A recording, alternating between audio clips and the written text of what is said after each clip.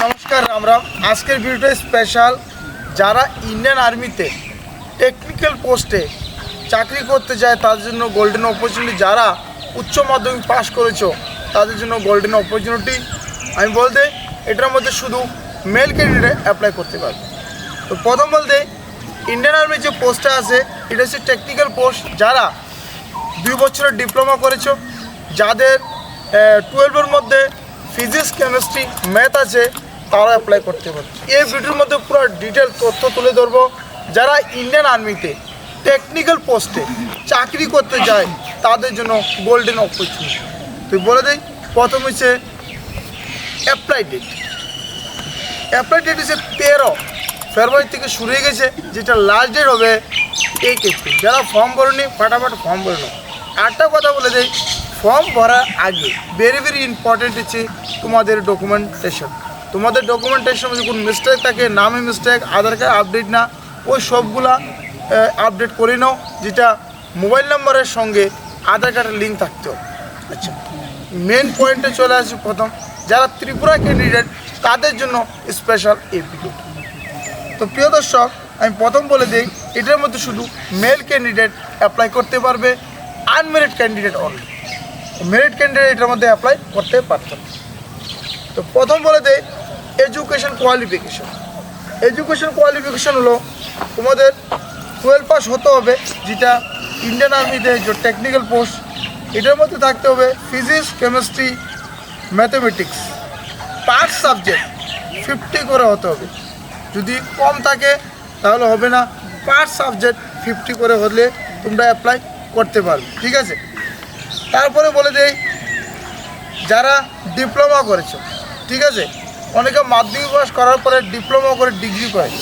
যদি মাধ্যমিকের মধ্যে তোমাদের যে পার্সেন্টেজটা, যারা মাধ্যমিক পাস করেছো ইয়া এনআইএস থেকে 12 পাস করেছো তারাও কিন্তু অ্যাপ্লাই করতে পারবে। ঠিক আছে, আর পার সাবজেক্ট 40 করে লাগবে।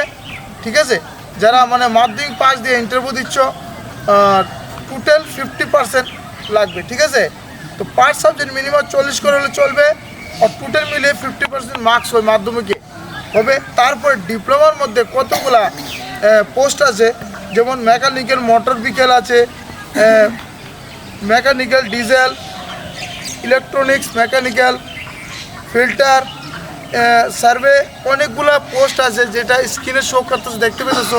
এরকম তোমরা যদি 2 বছর যদি ডিপ্লোমা কোর্স করে থাকো তাহলে তোমাদের কিন্তু গোল্ডেন অপরচুনিটি, তোমরা টেকনিক্যালের জন্য ট্রাই করতে পারবে।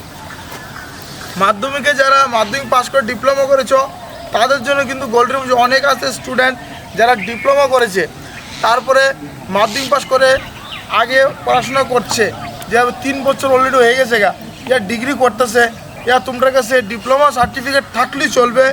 যে ডিপ্লোমাগুলো আমি দেখাচ্ছি স্ক্রিনের মধ্যে, যারা যেগুলো শো করছে এগুলোর মধ্যে থাকলে তোমাদের হয়ে যাবে তোমাদের ইন্টারভিউ। ঠিক আছে, তারপরে বলে দিই বয়সসীমা ভেরি ইম্পর্ট্যান্ট, যেটা বয়সসীমা 70.5 বছর থেকে 22 বছরের যাদের বয়স তারা কিন্তু এই পোস্টটার জন্য অ্যাপ্লাই করতে পারবে। আমি বলে দিই ত্রিপুরার জন্য গত বছর আমাদের একাডেমির থেকে একজন সিলেকশন হয়েছে, যেটা স্ক্রিনে শো করছে দেখছো, যেটা টেকনিক্যাল পোস্টের মধ্যে সিলেকশন হয়েছে। তো বিশাল ব্যাপার, এটার জন্য প্রস্তুতি ভেরি ইম্পর্ট্যান্ট। প্রস্তুতি আমাদের এখানে 1 বছর আগের থেকে শুরু হয়ে যায়। আমাদের HPCL একাডেমি, যারা একটা একাডেমি খুঁজছে যে আমি প্রস্তুতি নিব ফিজিক্যালের সঙ্গে সঙ্গে রিটার্নের প্রস্তুতি, তাহলে তারা চলে আসুন আমাদের একাডেমির মধ্যে, যেটার মধ্যে আমরা বেসিক থেকে 0 থেকে হিরো পর্যন্ত বানিয়ে এখান থেকে আমরা প্রস্তুতি করাই। ঠিক আছে, তারপরে বলে দেই বয়সসীমা তো বলে দিলাম, তারপরে সে এক্সাম ডেট। তো প্রিয় দর্শক, এক্সাম ডেট খুব তাড়াতাড়ি শীঘ্রই চলে আসবে, যেটার সময় অনেক কম। আমি বলে দিই যেটা 13 ফেব্রুয়ারি থেকে 1 এপ্রিল তোমরা ফর্মটা যখন ভরে নেবে, তারপরে 1 জুন থেকে 15 জুনের মধ্যে কিন্তু তোমাদের কিন্তু এক্সামটা হয়ে যাবে। হাতের সময় একদম কম, প্রস্তুতি খুব জবরদস্ত, তোমাদের প্রস্তুতিটা নিতে হবে। তারপরে বলে দেই ফিজিক্যাল স্ট্যান্ডার্ড ভেরি ইম্পর্ট্যান্ট। এর আগে আমি 2টা শব্দ বলে দিই, যারা NCC করেছো তাদের জন্য গোল্ডেন অপরচুনিটি, যেটা তোমাদের যদি C সার্টিফিকেট থাকে তাহলে তোমরা 20 নম্বর পেয়ে যাবে। তারপরে যে নাম্বারগুলো তোমরা পাইবে তাহলে স্ক্রিনে শো করছে, দেখতে পাচ্ছ। তারপরে বলতে হাইট ভেরি ইম্পর্ট্যান্ট, 160 সেন্টিমিটার হলে তোমরা অ্যাপ্লাই করতে পারবা। তারপরে বলে দিই 160-এর থেকে যদি কম হয় 157 সেন্টিমিটার তাও তোমরা অ্যাপ্লাই করতে পারো। আমার মনে হয় না এর থেকে কম হাইট কোনো পোস্টের মধ্যে নেই, কারণ টেকনিক্যালে মেন চাই তোমাদের মেন্টালিটি, ভেরি ভেরি ইম্পর্টেন্ট। তোমরা টেকনিক্যালি যদি ভালো কাজ করতে পারো এইটা হচ্ছে ভেরি ভেরি ইম্পর্টেন্ট। এর জন্য হাইট সীমা যে অনেক কম কমেছে, 157 হাইট, এত কম। তো ঘরে বসে এখন থাকার সময় অনেকে আছে হাইটের কারণে কিন্তু ভর্তি দেখতে পারে না ইন্ডিয়ান আর্মির টেকনিক্যালে, কারণ এত কম হাইট আমার মনে হয় না এত কেউ আছে, ঠিক আছে? কিন্তু সবাই এটা দিতে পারবা। Chest 77 normal, 5 centimetre fly 82 centimetre হতে হবে, ঠিক আছে? তারপর হাইট বলে দিলাম, চেস্ট বলে দিলাম। তারপরে বলে দেয় ইম্পর্টেন্ট তোমাদের ফিজিক্যাল স্ট্যান্ডার্ড কী হতে হবে, এই হচ্ছে ভেরি ভেরি ইম্পর্টেন্ট। দেখা দিচ্ছি তোমাদের পুরো ডিটেল আমি বলে দিচ্ছি। এটা ইম্পর্টেন্ট, ভিডিওটা বিশেষ করে শেয়ার করবা, কারণ শেয়ার করলে তোমাদের বন্ধুবান্ধব আছে, অনেকে ভাই আছে যে যখন এই জিনিসটা বুঝে না অনেকে আছে, ঠিক আছে?